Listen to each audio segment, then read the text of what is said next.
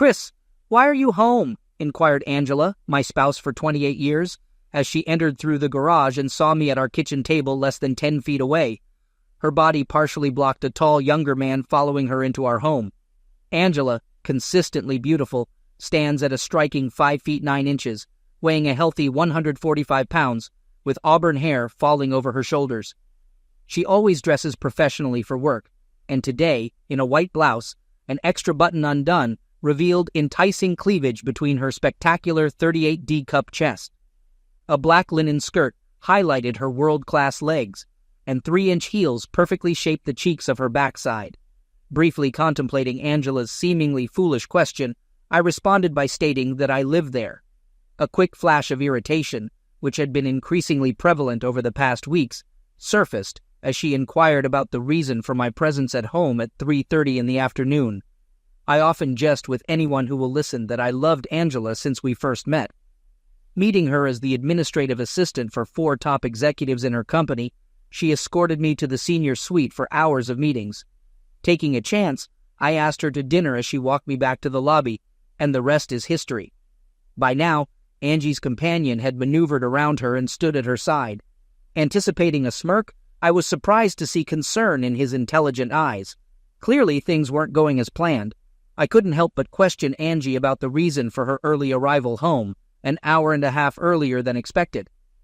Angela and I have been inseparable since our first date. I dedicated all my energy to her and our family, establishing a successful insurance brokerage firm. With the assistance of her employer, Angela achieved a bachelor's degree in 6 years, progressing from a support role to leading HR in the company's Hartford, Connecticut office. Having loved Angela unconditionally for nearly 3 decades, I faced the transformation she had undergone with determined calmness. Desiring to break her as effectively as she broke me, I gave Angie my signature crooked grin, prompting her response, "We came home early to talk with you." I questioned Angie about the collective reference to "we" locking eyes with her. Taking advantage of the moment to introduce himself, her companion confidently stated that he was Michael Browner, the new attorney at Kellerman & Sons, closely collaborating with Ong for the past couple of months. Despite his extended hand, which I ignored, and while maintaining eye contact with Angie, I refrained from reacting violently, opting to growl and assert that I knew exactly who and what he was. For the first time, I noticed signs of concern in my wife, and she cringed when I mentioned Ong. "You once threatened severe consequences for anyone who called you Ong. Why tolerate such disrespect in your own home from this individual I'm referring to as Mofo?" I pointed in his direction.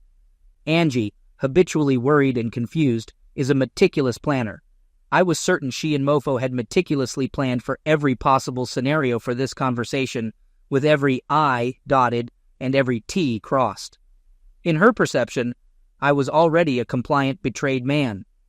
A quick glance at Mofo brought a smile to my face.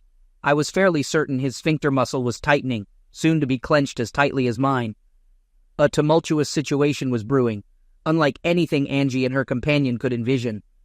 Taking 2 or 3 deep, cleansing breaths, I endeavored to push aside the growing rage and disgust into a quiet corner of my heart. Internally, I resolved to proceed, thinking it was time to disrupt their plans once more. I suggested the idea of making 3 drinks and proposed discussing matters in the living room. Angie requested a subdued glass of wine. When turning to the other person, he appeared wary. Responding to my offer, he mentioned Angela's information about my liking for bourbon and craft beer. Nodding, I confirmed as I rose from the kitchen table and headed to the family room's bar. Exiting the room, I heard immediate, urgent whispering as they moved through the kitchen to the living room. A few minutes later, I joined them. They sat together on the sofa. Handing Angie her favorite Merlot and Mofo a tulip glass of Ambrail, I settled into an armchair across from them. After raising my glass in salute, I took a sip of the fiery liquid. Returning the toast, Mofo sipped his beer, studying the color and carbonation. He made a remark about the complexity of the amber ale, asking about its identity. I responded that it was Pabst Blue Ribbon. At the mention of the beer, Mofo's eyes flared with anger, and Angie, appearing confused, mentioned my previous claim that Pabst Blue Ribbon was worse than donkey urine and considered the worst beer ever made. She was midway through her comment when she saw me laughing.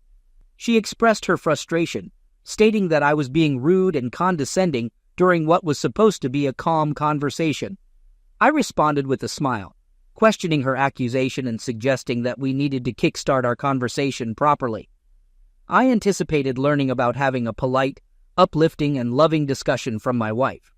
Angie cringed and avoided eye contact. S. White took over, beginning to discuss matters. I interrupted, directing my attention to him and pointing out his initial use of Mr. Harrington before presumptuously switching to calling me Chris. I insisted on being addressed as Mr. Harrington. As his face began to redden, I concluded with a shrug and suggested the alternative of addressing me as Sir. Instead of allowing S. White to continue, I turned to Angie and asked with heat, inquiring about the topic she wanted to discuss. When S. White seemed prepared to respond, I interjected, informing him that I was addressing my wife and instructing him to sit there, drink his complex amber ale, and remain quiet. Angie, in a state of fury, expressed her discontent with my behavior that afternoon, insisting that it needed to stop. I nodded, giving the appearance of contemplating her request, and posed a question about whether my behavior was better or worse than hers over the last 5 or 6 weeks. Angie, partially confused and worried, asked for clarification. Mofo seemed to hold his breath, perhaps thinking their carefully crafted plan had derailed. Locking eyes with Angie, I revealed that I was disturbed, expressing my uncertainty about what upset me more, her involvement with someone else or her treating me like an imbecile. Angela's expression showed her astonishment. Her eyes narrowed, and she, in a hushed voice, mentioned having more friends at my office than I did. She received an anonymous email 2 weeks ago, warning about my alleged affair. The email included 3 attachments depicting me on a picnic lunch at Middlewoods Park, engaging in hand-holding and kissing. Apologizing for the way she found out, Angela was in the process of figuring out how to continue when I interjected, asking if she wanted a divorce. She responded negatively, moving to the edge of the couch, leaning forward, resting her elbows on her knees, and passionately expressing her love for me. Angela clarified that her involvement with Michael was a short-term fling, explaining that he was new to Connecticut and hadn't made many friends. She anticipated him finding a regular girlfriend once he was settled. Apologetic, she acknowledged that the situation didn't work for her, as she had signed up for a monogamous relationship with a loving wife. She concluded by stating that she was sorry, but a divorce would better align with her future plans. Angela pleaded with me to stop, expressing her disinterest in a divorce and suggesting that I probably felt the same. She characterized her involvement with Michael as a one-time fling, emphasizing that it was nothing more and that it stemmed from her attraction to him and a desire for extra excitement in her life. She assured me that it had never happened before and would soon be over, promising that it would never occur again. After taking a small sip of my bourbon, I remained silent for a few moments before responding. I pointed out that her promises held no meaning and asserted that everyone in the room knew she was a liar. Anticipating Angela's reaction, I continued, questioning why I should believe this was her first affair and suggesting that it could be her 51st. I urged her to think about our shared efforts in building a family and mentioned that, with Kelly married and contemplating starting her own family, we could now slow down and plan for a wonderful retirement. I expressed the belief that in a few years my fling with Michael would be long over and forgotten. I rose from my seat and, without inquiring if anyone desired another drink, walked to the din and replenished my glass. I was certain my lack of courtesy did not go unnoticed by the 2 individuals in the living room. Upon my return, I observed them huddled together and engaged in a whispered conversation. Mofo sought permission to speak, asking if he could express a few things. In response, I allowed him the floor with a disgusted reply. After gathering his thoughts, he conveyed that Angela was correct in characterizing their relationship as a short-term fling. He expressed regret for getting involved with a married woman, emphasizing that it was something he had never done before. Acknowledging the connection they shared, he spoke about Angela's exceptional qualities. While understanding my mention of divorce in the heat of the moment, he cautioned against it in the long term, noting the decades we had invested together and advising against throwing it away. Additionally, he mentioned Angela's initial concerns about the prenuptial agreement, suggesting its vulnerability due to its age and changes in the legal landscape. He dismissed its enforceability, claiming proof of infidelity was lacking. I pondered how my wife had become so misguided as he concluded his legal summation. Turning to Angela, I expressed my inability to understand her choice of seeking legal advice from a corporate attorney who graduated in the bottom quarter of his class from Texas Southern University Law School, a consistently ranked among the top 10 worst law schools in the country. I questioned how she knew that S-Wipe didn't finish, explaining that knowing one's enemy was one of my mottos. Redirecting my attention to Angela, I inquired about her plan moving forward. After taking a few moments to think, she disclosed that she and Michael were spending the weekend together. She detailed their itinerary, mentioning her presence at his apartment that night and a trip to New York City the next day. They planned to stay there Friday and Saturday night, with her returning home on Sunday. Despite being aware of their exact plans, the audacity of my wife's statement deeply saddened me. I expressed my disappointment, hoping she could perceive the profound sadness in my eyes.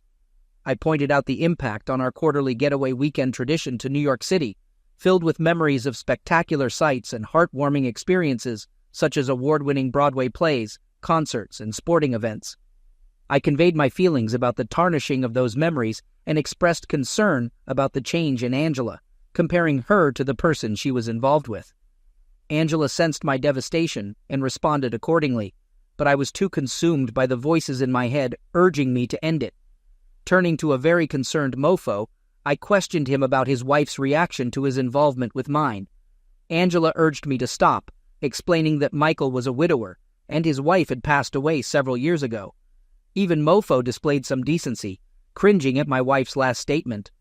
I smirked and addressed Angela, remarking on the contrast between Michael and her. Without pause, I inquired about her being widowed, and Michael hesitantly confirmed it. I reached down and retrieved a manila folder from the backpack next to my chair. After opening it and scanning the first page, I revealed details about Michael's late wife, Dr. Cynthia Browner. She was an emergency department surgeon at Ascension St. John's Hospital in Detroit, with a husband, Michael, and 2 daughters, Katie and Lacey.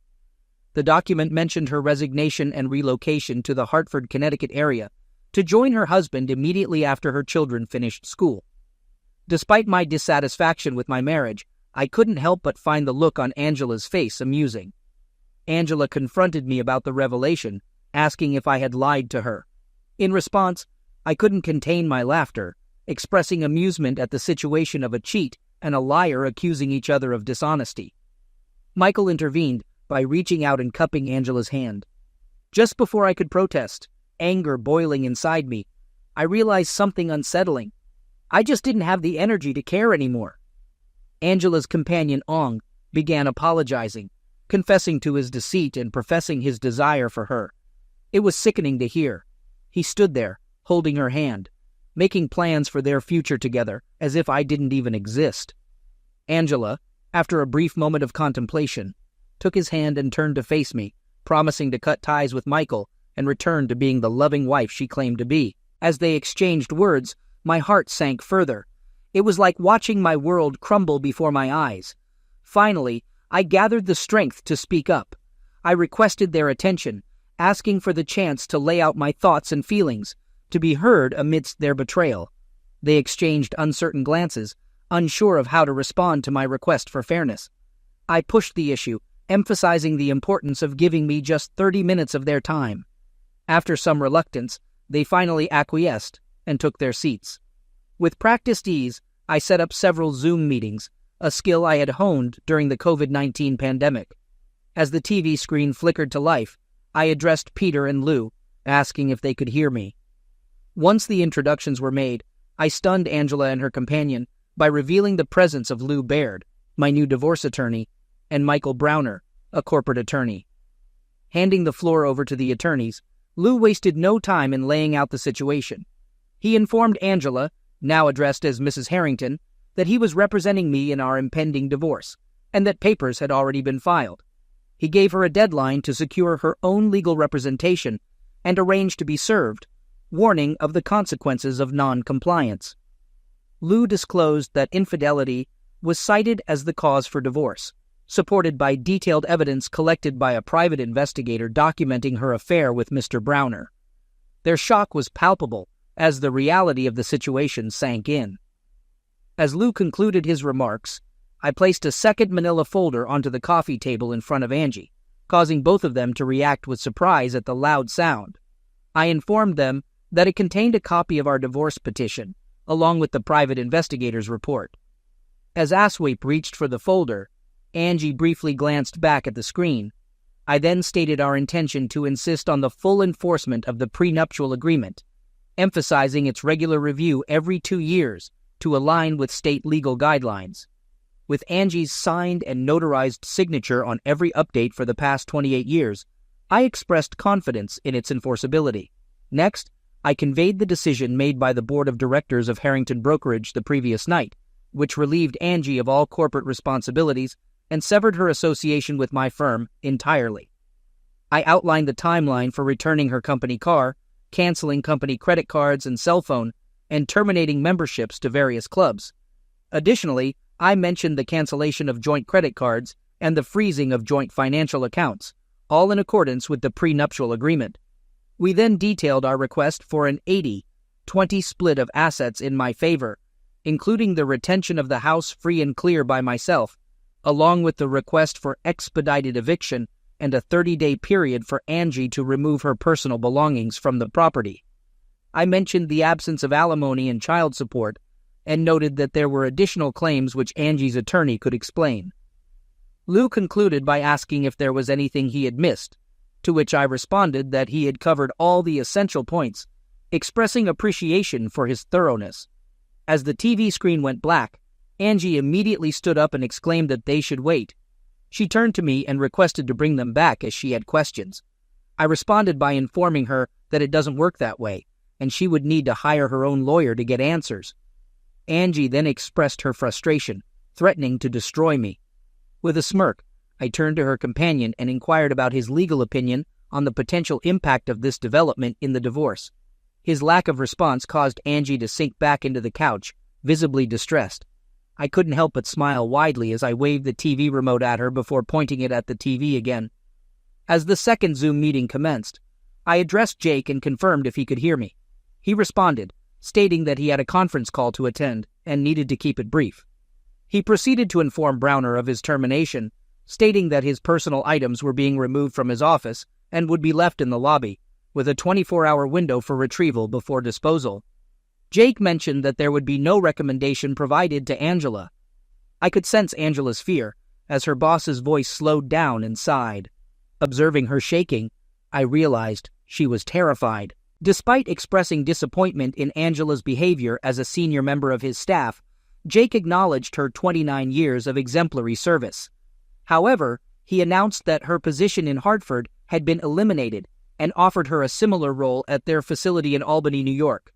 He gave her a week to decide on the transfer and 30 days to complete the relocation. The screen went blank again, leaving Angie in tears, while her companion slouched back on the couch. I was purposely smirking at Mofo. When he saw me, his rage started to build. He was younger, bigger, and, I'll guess, stronger. Unfortunately for him, he was as stupid as a bag of rocks.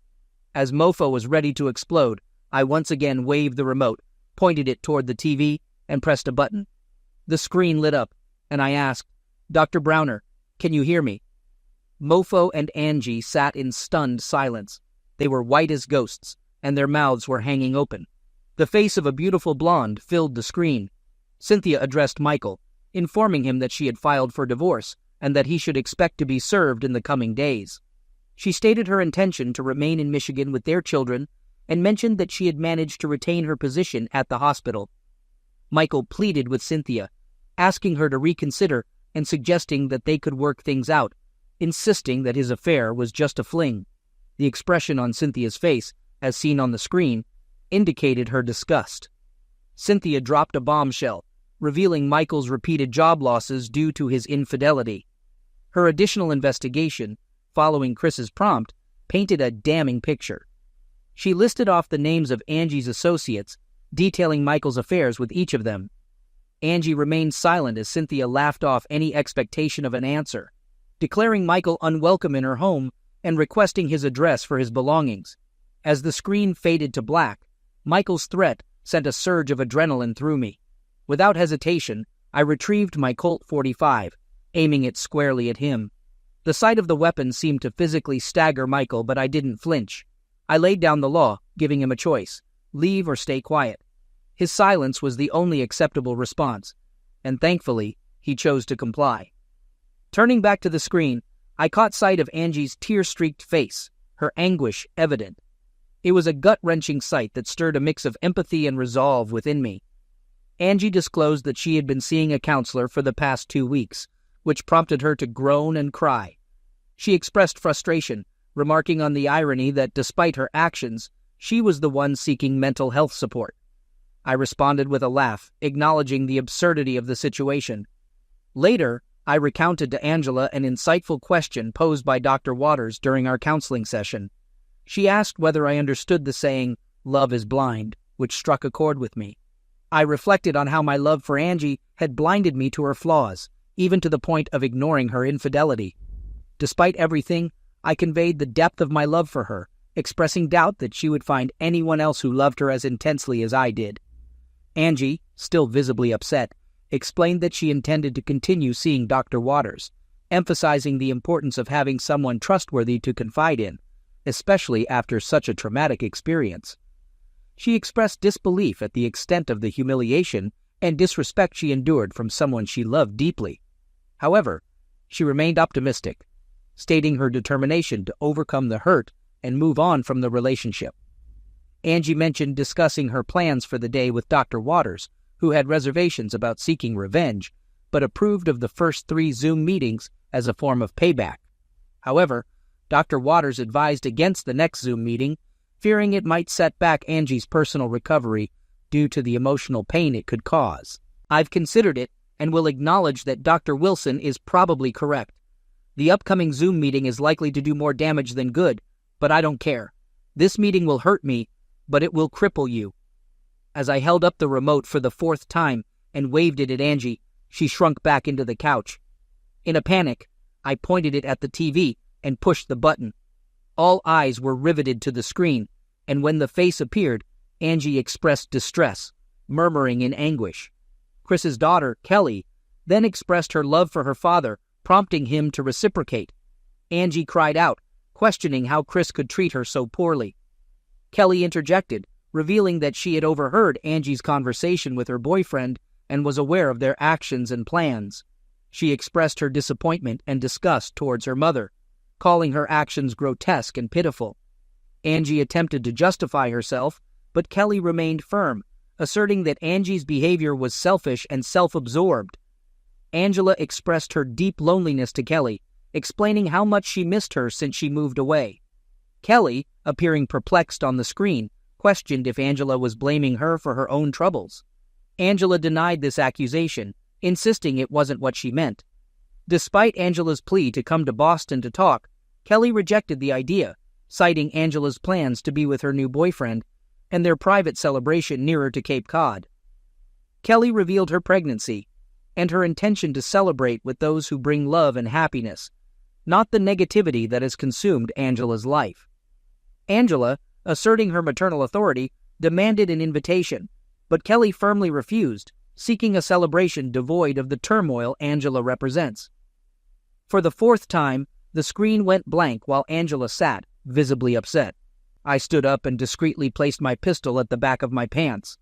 I announced that I was going out for dinner and would return in 2 hours. Addressing Angela, I requested her to pack her belongings and essentials, informing her that she wouldn't be allowed back until the court responded to my divorce petition, a process expected to take about a week. Turning to Mofo, I reminded him of my capabilities and gave him 3 days to leave the state, warning of severe consequences if he remained by Monday. As I pulled open the front door, I glanced back at the defeated individuals and mentioned the supposed beauty of the upcoming weekend in New York. Second story. My name is Jim Reynolds, and I'm now 56 years old, standing at 5 feet minus 8 inches, maintaining decent shape. I've been married to Kelly for 22 years, whom I believe to be my life and soul partner. Kelly, 45, with blonde hair, blue eyes, and standing at 5 feet minus 2 inches, is built for lovemaking.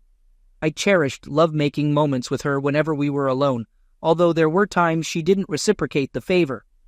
I spent 8 years in Special Forces right after high school, mastering explosives, followed by 6 years in engineering school. Subsequently, I established my own company, now a multi-million-dollar construction business.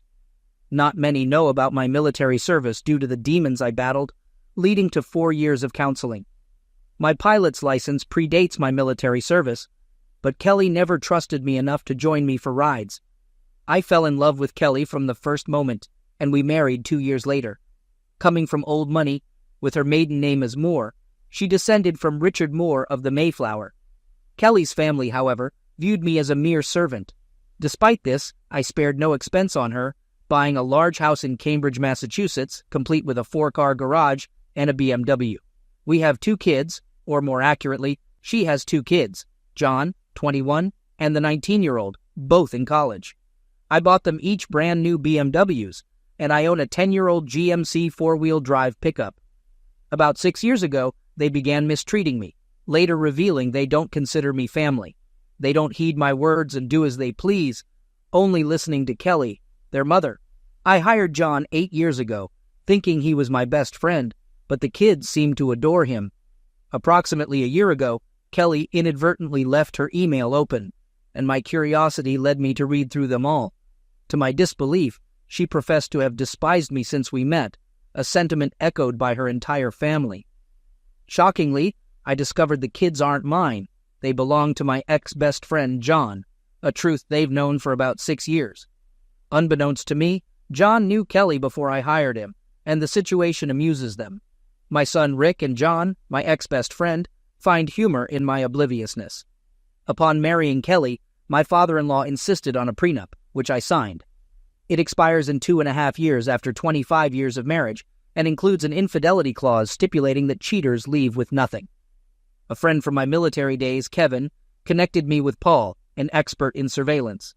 Paul set up a system where Kelly's emails are forwarded to a private account of mine, along with copies of my kids' emails. My entire house is wired to allow me to hear their phone calls, and I have video recordings. Without Kevin's intervention, my family might have faced dire consequences. He dissuaded me from resorting to violence and suggested ways to hurt my family emotionally, such as taking their money, tarnishing their family name, and exposing their disgrace publicly. John and his friends mock me, well aware of the prenup and the affair, eagerly anticipating the arrival of Tom, my best friend, to take over. I possess a video of my father-in-law discussing a plan to create the illusion that I received funding for my company from him. Their scheme involves having John take control of my business, a plan they've been plotting for years. This explains their strategic move to have John apply for a position at my company and act as if he were my closest ally. The only individuals I genuinely trust are my old military buddies, and I'm grateful for maintaining contact with them. I've enlisted Paul as a computer consultant for my company, and he has secured its network, helping me identify allies and foes. This provided me with about 1.5 years to prepare for an impending divorce. During this time, I assumed a role that required me to endure a strained relationship, refraining from expressions of love and engaging in physical closeness only to maintain appearances. Reflecting on how she mistreated me, I intensified these encounters to inflict emotional distress. I made sure to do so only when I was certain she hadn't been involved with John, often sending him out of town for business without her catching on. Although I acknowledge past indiscretions, I pretended ignorance to keep up the appearance that John remained my closest friend. To humiliate her, I engaged in public encounters and discreetly conducted DNA tests that revealed our children weren't biologically mine, but rather John's. Their elaborate plan involved John taking over the company after our divorce, aiming to exploit and embarrass me. Privately, I met with a competitor to sell my company at a reduced price, as I trusted his honesty despite our prior competition. I disclosed my reasons for the sale, ensuring confidentiality among a select few, including our lawyers. The law firm I hired shared my disdain for my father-in-law, a key factor in my decision to engage their services. They provided guidance on establishing a private bank account and phone account. Additionally, They suggested convincing Kelly and the kids to lease cars instead of buying new ones, a proposal well received by everyone involved, ensuring annual upgrades at a lower cost for me. Quietly, I began packing my belongings and placing them in a rented storage shed. People would often laugh either in front of me or behind my back. I suggested to Kelly that we start filing our taxes separately and transfer the house solely into her name for tax purposes. To achieve this, we needed a new mortgage solely in her name, a concept her entire family supported, making it simpler for her to claim the house in the divorce. My new law firm also recommended this to protect my credit.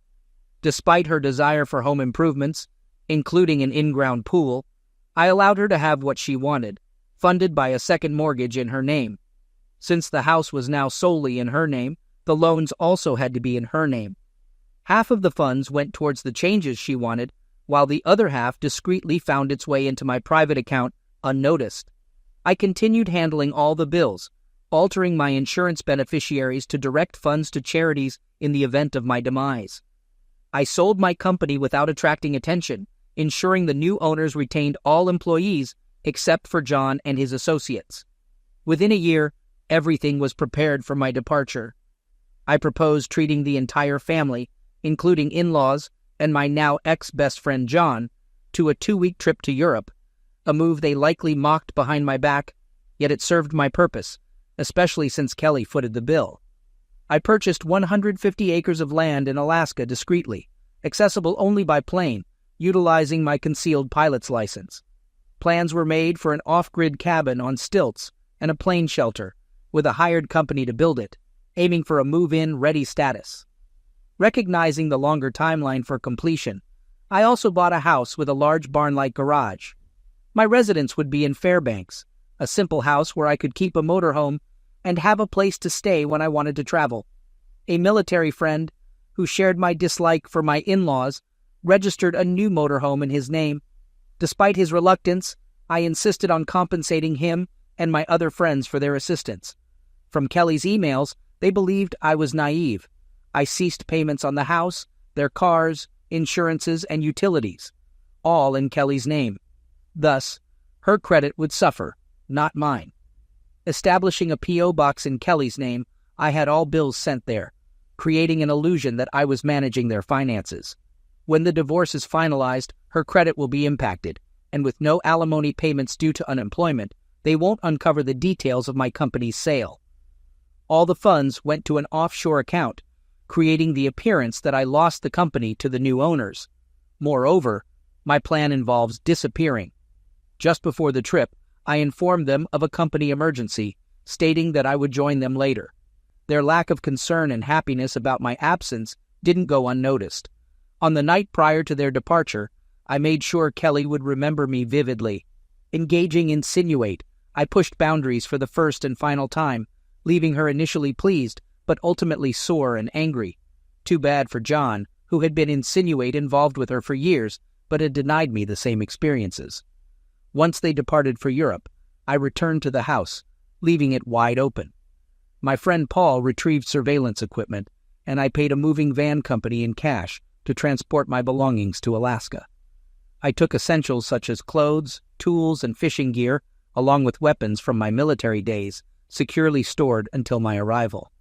Leaving all furniture behind, I ensured they wouldn't discover my destination, leaving no paperwork mentioning Alaska.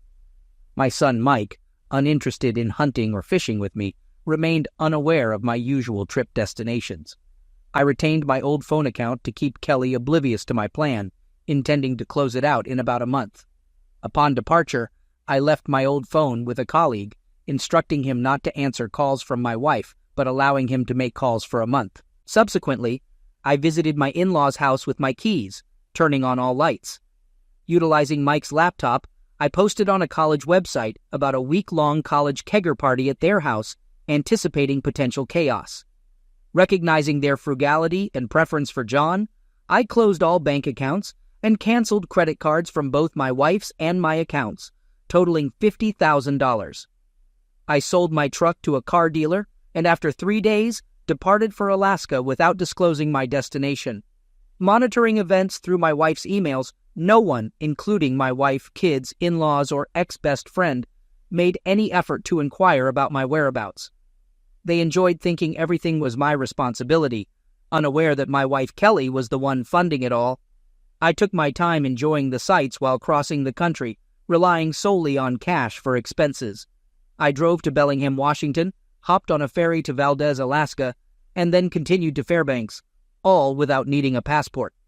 By the time I reached Washington, Kelly and her family had returned from Europe, finding their homes and properties wrecked, completely unaware that I orchestrated it.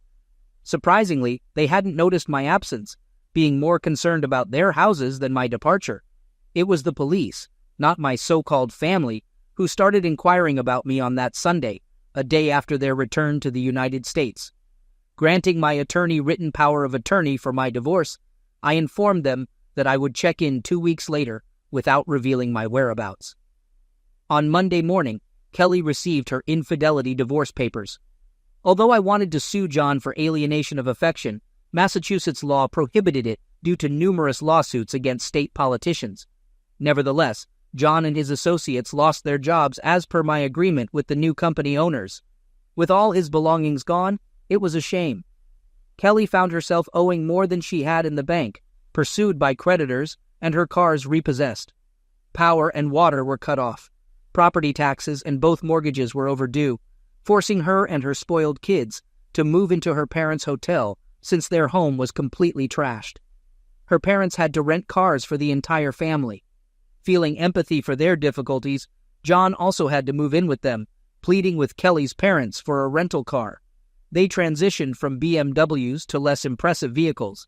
Kelly and her family hired private investigators to locate me, while Kelly's attorneys attempted to stall the divorce, a futile move. The case gained public attention with DNA test results and explicit videos circulating online. Audio recordings exposed the affair's duration, family involvement, and their plans to ruin and humiliate me publicly, seize my company, and their disdain for the middle class. Videos and audio of her family bribing politicians and public officials and mistreating honest individuals were disseminated on various websites. The divorce eventually concluded. The judge assigned to the case had to recuse himself as he was one of the exposed, paid-off public officials. Though I reached out to the kids, they ignored me. 5 years later, during a visit to Boston to finalize some old business, I went to a restaurant frequented by her family. They walked past me without recognition. Now, sporting long gray hair, a beard, and in better shape, I asked my waiter to send their table a bottle of champagne. The entire family looked 20 years older. They stared at me, and after a few minutes, Kelly yelled, "Oh my God, you son of a Grimalkin!" She recognized me and revealed my identity to them. John attempted to confront me, but with one punch, I knocked him out. When his son approached, I subdued him, but not completely. Kelly ran up, berating me for ruining her family and hurling insults. The police arrived and arrested me. I had the waiter contact my lawyer since I doubted the police would allow me to. They reviewed the surveillance tapes, confirming my calm interaction, and subsequently released me. The footage depicted me sending champagne and calmly conversing with them, highlighting my self-defense stance. Without my lawyer's foresight in preparing for such incidents and securing copies of the surveillance tapes, I believe the police wouldn't have released me, given their connection to my father-in-law. Kelly phoned my hotel room, requesting a conversation. We met in the hotel lobby, ensuring our discussion was recorded. She questioned why I had taken such actions against her and her family. I looked at her in disbelief, calmly revealing that I discovered their plot against me and acted preemptively. I disclosed my awareness of her ongoing affair with John, questioning why she married me if she harbored hatred. I refrained from mentioning the Wired house or spying through her email. They lost their house and cars. Mike lost his house and truck. Forced to live with her parents, Kelly dismissed it as nothing personal, initially escaping her family. She admitted finding pleasure in manipulating me and enjoying the situation involving John. I asked why she didn't divorce me when she met John, and she claimed it was initially enjoyable, ensuring she'd gain everything. I left it at that, returning to my room without further comment. The next day, I departed, heading back to Alaska to relish a peaceful life. I left them to grapple with the ruins I caused in their lives: credit, finances, pride, and reputation, far preferable to resorting to violence. They will have to live with the constant reminder of me,